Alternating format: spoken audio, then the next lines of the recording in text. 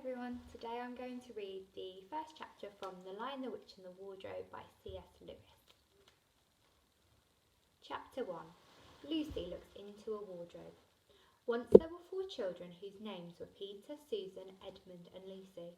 This story is about something that happened to them when they were sent away from London during the war because of the air raids. They were sent to the house of an old professor who lived in the heart of the country, 10 miles from the nearest railway station and 2 miles from the nearest post office. He had no wife and he lived in a very large house with a housekeeper called Mrs. Macready and 3 living servants. Their names were Ivy, Margaret and Betty, but they don't come into the story much. He himself was a very old man with shaggy white hair which grew over most of his face as well as on his head, and they liked him almost at once. But on the very first evening, when he came out to meet them at the front door, he was so odd-looking that Lucy, the youngest, was a little afraid of him, and Edmund, who was the second youngest, wanted to pretend and had to keep on blowing his nose to hide it. As soon as they had said good night to the professor and gone upstairs on the first night, the boys came into the girls' room and they all talked it over. "We've fallen on our feet here, no mistake," said Peter. "This is going to be perfectly splendid. That old chap will let us do anything we like." "I think he's an old dear," said Susan. "Oh, come off it," said Edmund, who was tired and pretending not to be tired, which always made him bad-tempered. "Don't go on talking like that." "Like what?" said Susan. "And anyway, it's time you were in bed." "Trying to talk like mother," said Edmund. "And who are you to say when I go to bed? Go to bed yourself." "Hadn't we all better go to bed?" said Lucy. "There's sure to be a row if we're heard talking here." "No, there won't," said Peter. "I tell you, this is the sort of house where no one's going to mind what we do. Anyway, they won't hear us. It's about 10 minutes' walk from here to that dining room, and any amounts of stairs and passages in between." "What's that noise?" said Lucy suddenly. It was a far larger house than she had ever been in before, and the thought of all those long passages and rows of doors leading into empty rooms was beginning to make her feel a little creepy. "It's only a silly bird," said Edmund. "It's an owl," said Peter. "This is going to be a wonderful place for birds. I shall go to bed now. I say, let's go and explore tomorrow. You might find anything in a place like this. Did you see those mountains as we came along? And the woods? There might be eagles and stags. I bet there'll be hawks." "Badgers," said Lucy. "Foxes," said Edmund. "Rabbits," said Susan. But when the next morning came, there was a steady rain falling, so thick that when you looked out of the window you could see neither the mountains, nor the woods, nor even the stream in the garden. "Of course it would be raining," said Edmund. They had just finished their breakfast when the professor and were upstairs in a room he had set apart for them, a long low room with 2 windows looking out in one direction and 2 in another. "Do stop grumbling, Ed," said Susan. 10 to 1, it'll clear up in an hour or so, and in the meantime we're pretty well off. There's a wireless and lots of books." "Not for me," said Peter. "I'm going to explore the house." Everyone agreed to this, and that was how the adventure began. It was the sort of house that you never seemed to come to the end of, and it was full of unexpected places. The first few doors they tried led only to spare rooms, as everyone had expected they would.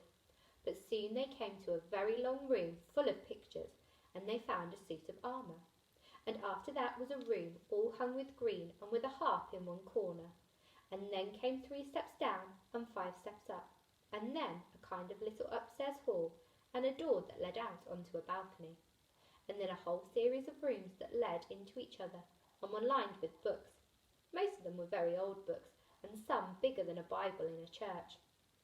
And shortly after that they looked into a room that was quite empty, except for one big wardrobe, the sort that has a looking-glass in the door. There was nothing else in the room at all, except a dead blue bottle on the window-sill. "Nothing here," said Peter, and they all trooped out again. All except Lucy. She stayed behind because she thought it would be worthwhile trying the door of the wardrobe, even though she felt almost sure that it would be locked. To her surprise, it opened quite easily, and 2 mothballs dropped out. Looking into the inside, she saw several coats hanging up, mostly long fur coats. There was nothing Lucy liked so much as the smell and the feel of fur. She immediately stepped into the wardrobe and got in among the coats and rubbed her face against them, leaving the door open, of course, because she knew it was very foolish to shut oneself into any wardrobe. Soon she went further in and found that there was a second row of coats hanging up behind the first one. It was almost quite dark in there, and she kept her arms stretched out in front of her so as not to bump her face into the back of the wardrobe. She kept a step further in, then 2 or 3 steps, always expecting to feel woodwork against the tips of her fingers, but she could not feel it. This must be a simply enormous wardrobe, thought Lucy, going still further in and pushing the soft folds of the coats aside to make room for her.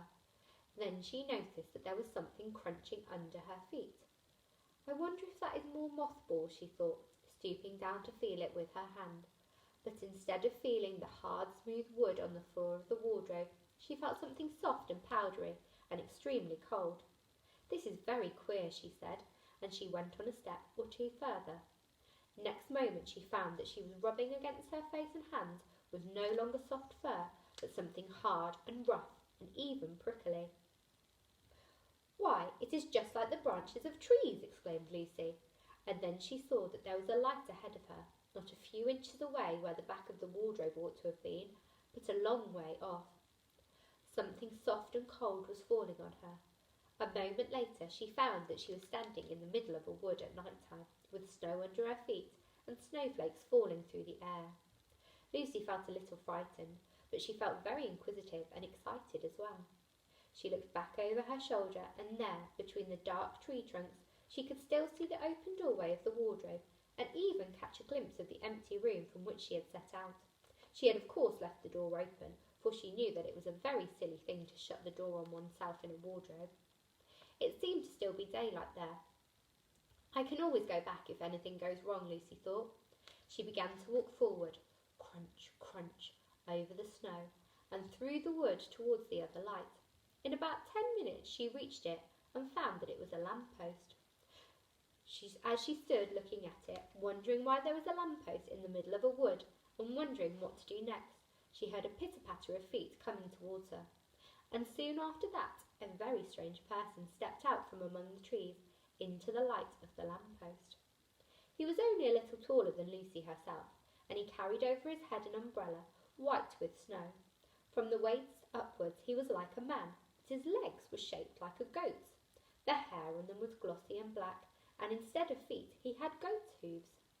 He also had a tail, but Lucy did not notice this at first, because it was neatly caught up over the arm that held the umbrella, so as to keep it from trailing in the snow.